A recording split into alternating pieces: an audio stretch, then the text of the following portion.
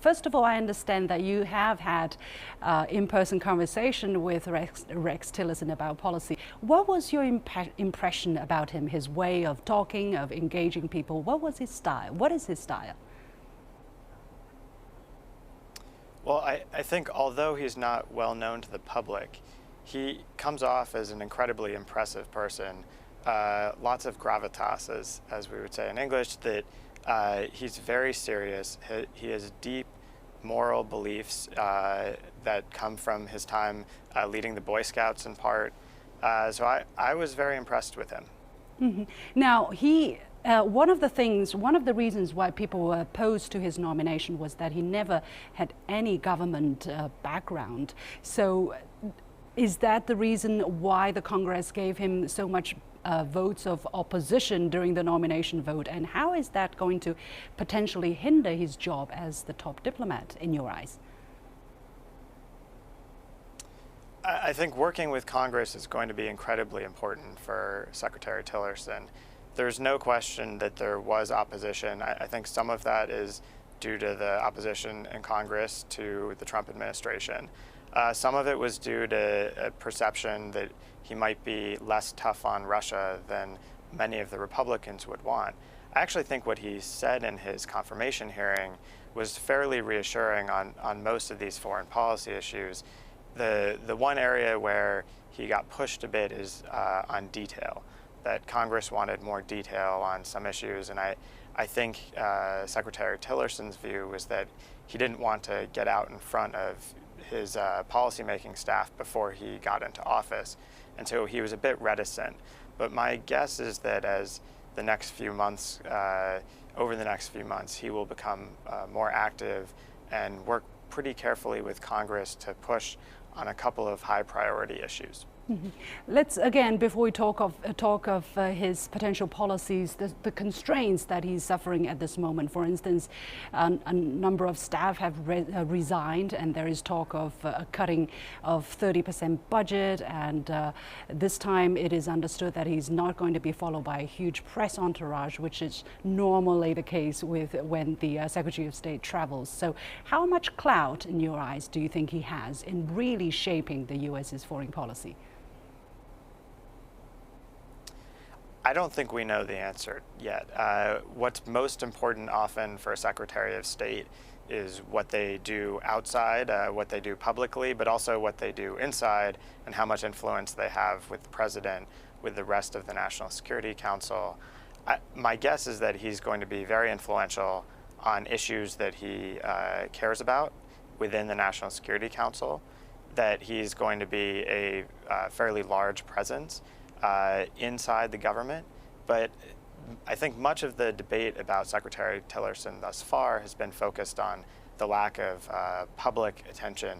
So he hasn't come out and made any major press statements. This concern that because he's not bringing press on the trip to Asia, that he might be less interested in engaging with the press. My guess is that this comes from two concerns on Secretary Tillerson's part.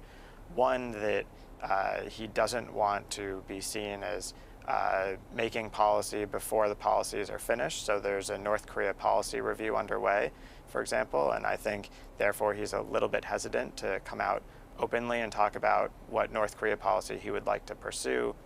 And then the second issue is just that his background as a businessman tends to be about doing deals, right? Making deals with leaders which didn't require public support. And so I think he's going to have to take a little bit of time to get used to engaging the public as Secretary of State. But that is really a huge departure from the kind of normal accepted practice of the top diplomat of the United States government. I mean, people basically want to hear on a daily basis what they're doing and where the progress is. You know, even if you're just drafting your policy, you might need to come out and tell the public that this is what you're doing, right? But he's not doing that at all. How do you think this is going to affect the kind of standing he's going to have in the public, in the eyes of the journalists, and in the inside circle of Washington?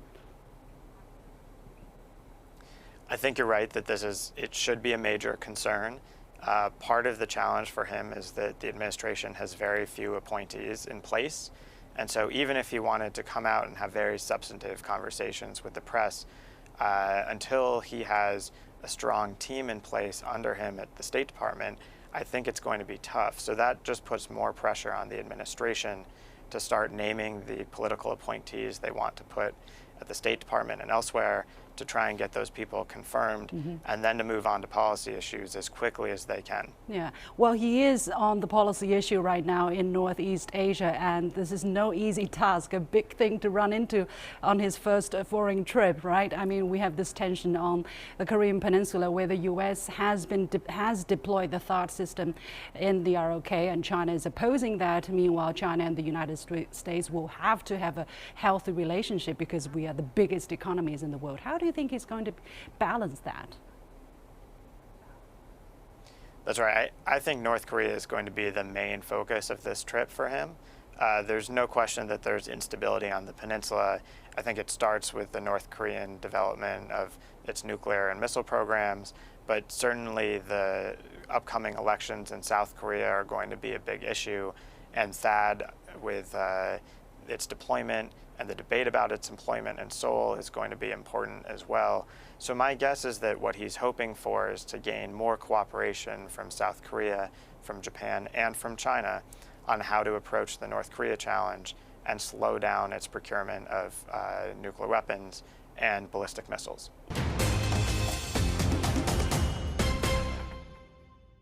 What do we know? What do people in China know about Mr. Tillerson? What do we think of him, especially his style of conducting business? At this moment, we do not know much about Mr. Tillerson or Secretary Tillerson, other than those media coverage in the United States. But we need to wait for a while until the dust gets settled down. What kind of style, as a leading voice in the foreign policy in Trump administration, and what kind of role he's going to play in decision-making process. Mr. Trump does not have a routine way in governing, and there are many voices in foreign policy. First thing first, his Twitter usually lay down some policy preferences. Then his team is going to walk some of his points back, or just to put forward. Yeah. And the other part is that so far in its policy, as we can see, the Secretary of Defense play an important role. The first trip to ISA was made by General Mattis. Yeah, you actually bringing to my second question is, who is drafting the U.S.'s foreign policy at this moment? As you said, Donald Trump is tweeting things from time to time. Of course, Donald Trump will be setting the most important principles, but there is also Kushner, who is dealing with the Middle East issue. There is also Steve Bannon, who is giving very strong opinion about the foreign policy issue. And the important thing is, it is reported that Rex Tillerson is often not in the room when daily briefing is taking place involving the president on important issues. So what position does Rex Tillerson at this moment hold in Washington, in the power circle in Washington? I believe that's a question for those observers that are pondering worldwide. Who is the leading voice and who has a final say in foreign policy issues? And as you mentioned just now, that Jared Kushner, Steve Bannon are very important voices in this process. And also, the new National Security Advisor, McMaster, he's going to organize a new team when the General Flynn left. So people see that it's pretty such a mess in Washington, D.C., if not messier. And we can find out some traditional voices like James Mattis, and maybe McMaster is going to be some traditional style.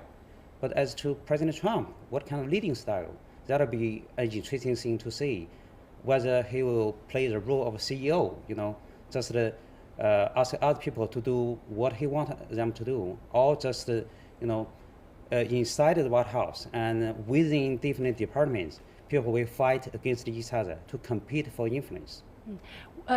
Although we are not sure about Rex Tillerson's actual influence and capacity in drafting U.S.'s foreign policy and administering it, we have to deal with him, right? He is coming to China, and Chinese President Donald Trump is expected to meet Chinese President Xi is expected to meet his U.S. counterpart in the United States in the early April. So how can China deal with somebody whom we don't know much at this moment from the Chinese way? How do you how do you see the Chinese diplomats preparing for this meeting?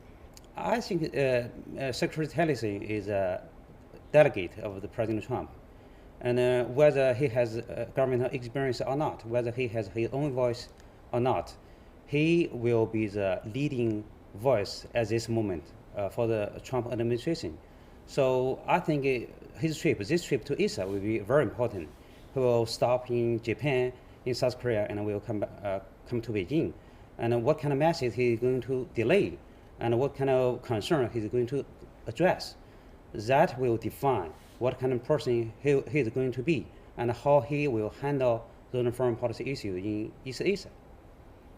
Now, this very important press conference that the U.S.'s State Department official has given about Tillerson's visit, during which it was said that his visit seeks to work collaboratively to the maximum extent possible with important partners like China, and they're going to seek result-oriented engagement with China. That's something we haven't heard before, right? Result-oriented. What does that say about the kind of approach Tillerson might employ in dealing with China? Many people have said that, and including Secretary Tillerson, that they want to get things done. They want to see the result. And it seems to me they are in a hurry to get many things done. But obviously, either regional issues or bilateral issues, it's not easy to get things done overnight. It takes time. So that's a process for them to interact with a player in this region. So it takes a while to see whether he can get things done or he cannot. And I think it's still not the time to conclude. Yeah, what will you be watching during his three-nation tour? The most important message you'll be taking away? The most important message is what he will see. In Japan. On which subject? Because we have multiple subjects on the list, right? Trade relationship, thought, the U.S.'s alliances with Japan, the U.S.'s alliance with South Korea. Which one do you think you will be paying the most attention to? I think the most important thing at this moment will be twofold. The first one is that, the DPRK, nuclear issue is getting a big topic now at this moment. And the other one, certainly, as recently the White House has announced, President Trump and President Xi is going to meet in early April. So that will be the key topic when he comes to Beijing.